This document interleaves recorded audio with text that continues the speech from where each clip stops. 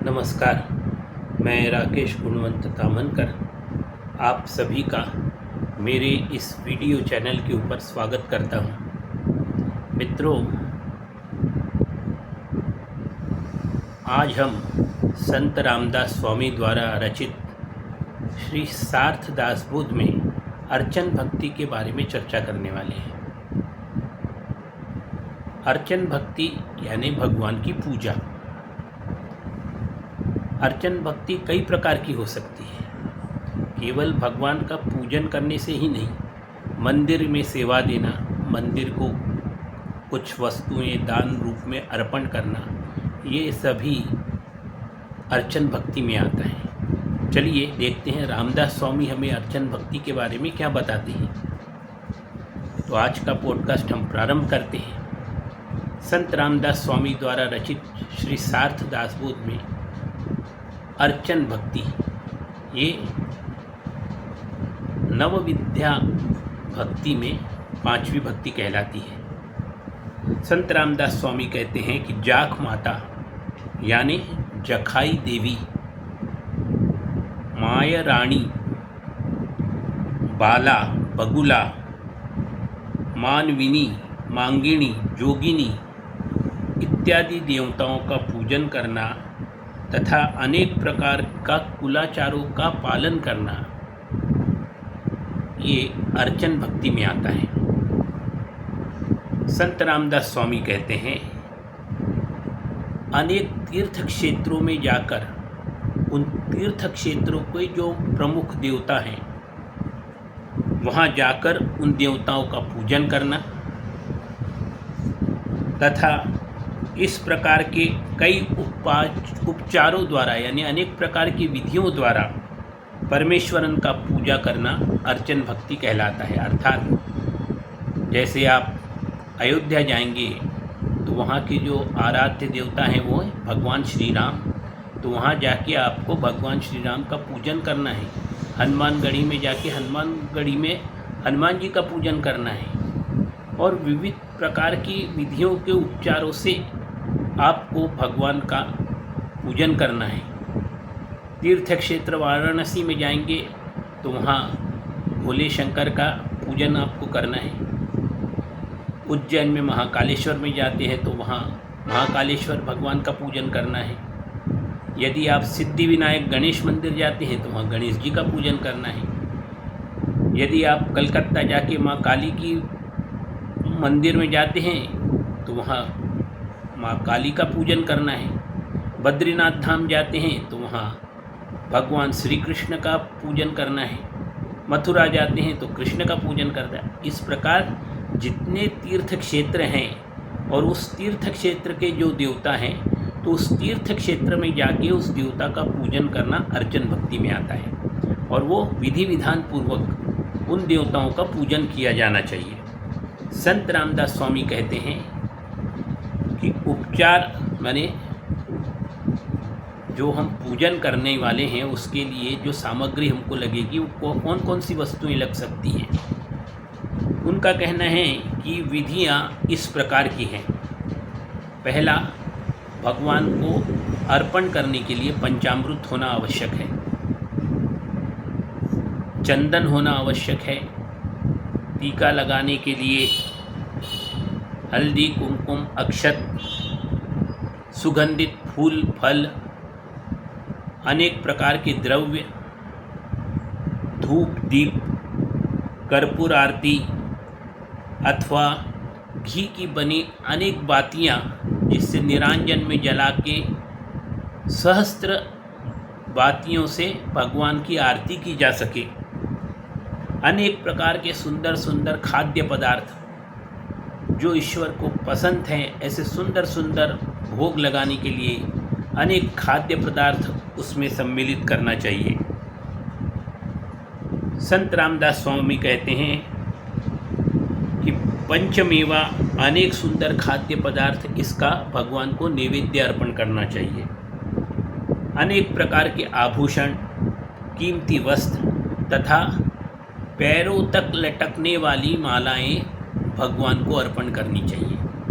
तो ये पूजन का एक प्रमुख साधन है, सामग्री है। इसके अलावा पालकी, भगवान की हम शोभा यात्रा निकालते हैं, उसके लिए पालकी की आवश्यकता पड़ती है। छत्र, भगवान के सर के ऊपर जो रखा जाता है वो छत्र। मेणे यानी वो भी पालकी का ही एक प्रकार है। ऊंचा छाता, शाही छत्र, दिंडी, तंतु वाद्य यानी तार वाले वाद्य जो भगवान के भजन में बजाए जाते हैं, पताकाएँ, ताल मंजीरे, ढोल, मृदंग, नगाड़े, ये भी अर्चन भक्ति के आवश्यक सामग्री में आते हैं। संत रामदास स्वामी कहते हैं कि ऐसे नाना प्रकार के वाद्य यंत्र, इन सामग्रियों में कई कमी अथवा कोई चूक नहीं होनी चाहिए। ये जो वाद्य यंत्र हैं इसमें किसी प्रकार की चूक नहीं होनी चाहिए। अनेक प्रकार के मंडलियों का द्वारा इन वाद्यों की सहायता से भगवान का भजन करना चाहिए। अनेक प्रकार के भगवान के भक्तों को इकट्ठा करके कई प्रकार के महोत्सव और उत्सव देवताओं के उपलक्ष्य में मनाए जाने चाहिए, जिसमें हरिभक्त यानी भक्तजन भजनों का गान कर सके। यह सब करते समय ईश्वर के प्रति सच्चा भक्ति भाव मन में होना चाहिए, अर्थात भगवान का गुणगान सच्चे भक्ति भाव से किया जाना चाहिए। संत रामदास स्वामी कहते हैं, मंदिरों के चारों ओर कुएं, बावड़ियाँ, सरोवर, अनेक मंदिर शिखर,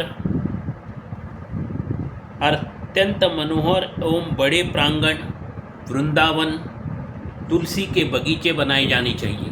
यानी कोई यदि मंदिर बनता है तो उसके आसपास अनेक छोटे छोटे और मंदिर भी होने चाहिए। जैसे आप अयोध्या गए होंगे तो आपने देखा होगा कि भगवान श्री राम का मंदिर है और आसपास भी अनेक और मंदिर बनाए जा रहे हैं। उसी प्रकार मंदिर के आसपास कुएं, बावड़ियाँ, सरोवर, विशाल प्रांगण, सुंदर बगीचे और तुलसी के बगीचे विशेष रूप से बनाए जाने चाहिए।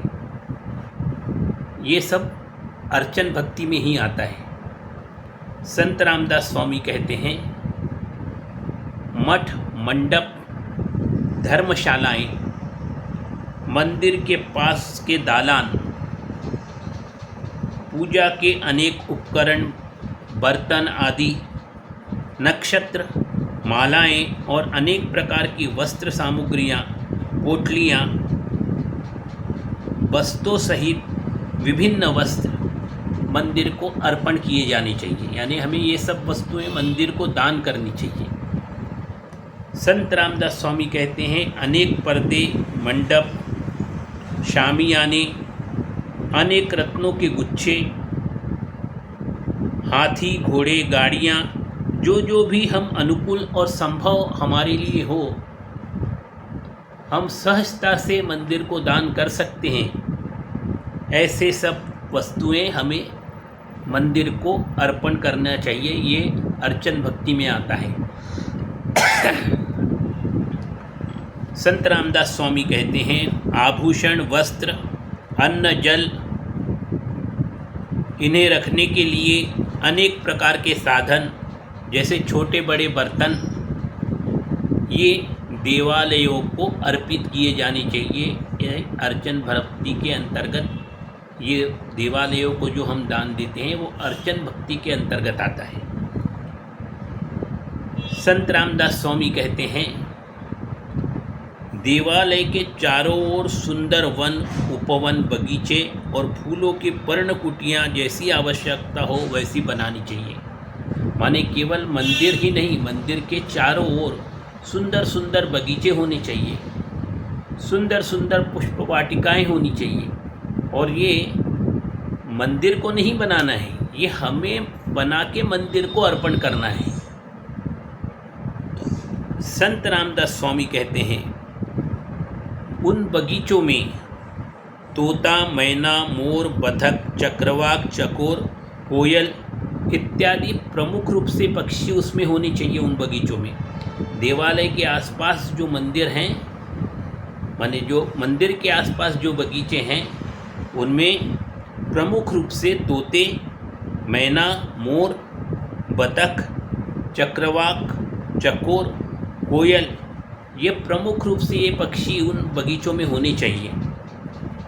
चीतल, सांभर, ये पशु भी उन बगीचों में होने चाहिए। उसी प्रकार कस्तूरी मृग, कस्तूरी बिल्ली, गायें, भैंसे, बैल, वानर इत्यादि पशु और उनके बच्चे देवालय को अर्पित करना चाहिए। यानी मंदिरों को हमें कस्तूरी मृग, कस्तूरी बिल्ली, गाय, भैंस, बैल और वानर, ये पशु अथवा इन पशुओं के बच्चे मंदिर को अर्पण करने चाहिए। इस प्रकार शरीर, वाणी, मन, चित्त, धन, जीव और प्राण से भक्ति भावना पूर्वक परमेश्वर का हमें पूजन करना चाहिए। यही अर्चन भक्ति है। संत रामदास स्वामी कहते हैं कि हमें मन, क्रम, वचन, वाणी, चित्त, धन, अपने प्राण और भावना पूर्वक भगवान का पूजन करना चाहिए। यही हमारी अर्चन भक्ति कहलाती है। संत रामदास स्वामी कहते हैं, इसी प्रकार देवताओं के समान सद्गुरु के चरणों की सेवा करके उनके चरणों में भी अनन्य भाव से हमें समर्पित होना चाहिए। यह भी पांचवी अर्चन भक्ति कहलाती है।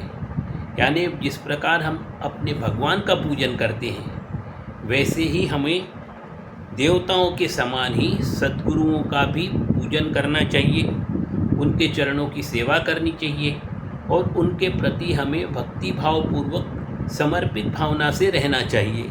यही अर्चन भक्ति कहलाती है। इसके अलावा संत रामदास स्वामी कहते हैं कि यदि आपके पास पूजा करने के लिए आवश्यक सामग्री नहीं है, आप किसी ऐसे स्थान पर है कि जहाँ पूजा करना संभव नहीं है, तब हमें मानस पूजा का सहारा लेना चाहिए। मानस पूजा भगवान को अत्यधिक प्रिय है। मानस पूजा मतलब हमें आंखें बंद करना है, बंद आंखें करके भगवान का ध्यान करना है।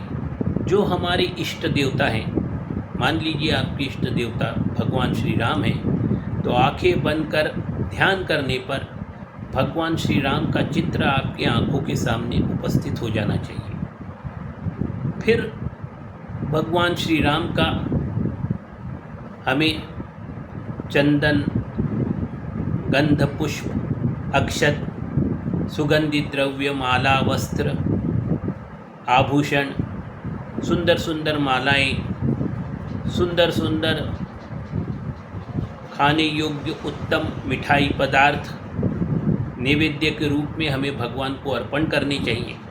भगवान की कर्पूर आरती उतारनी चाहिए, धूप दीप से आरती उतारनी चाहिए। भगवान को नैवेद्य अर्पण करने के बाद भक्ति भावपूर्वक प्रणाम करना चाहिए।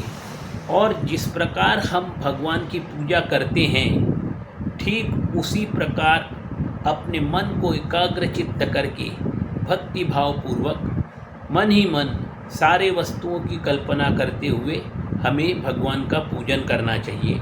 इसे हम मानस भक्ति कहते हैं। और ये मानस भक्ति ईश्वर को सर्वाधिक प्रिय ऐसी भक्ति है। मानस पूजा करने से भगवान तत्काल प्रसन्न हो जाते हैं। तो इसलिए संत रामदास स्वामी कहते हैं कि अर्चन भक्ति में मानस पूजा भी एक महत्वपूर्ण अर्चन भक्ति कहलाती है। आज का पॉडकास्ट यहीं तक। आपको ये मेरा पॉडकास्ट कैसे लगा, कृपया कमेंट बॉक्स में जाके अपने कमेंट्स अवश्य दीजिए। धन्यवाद।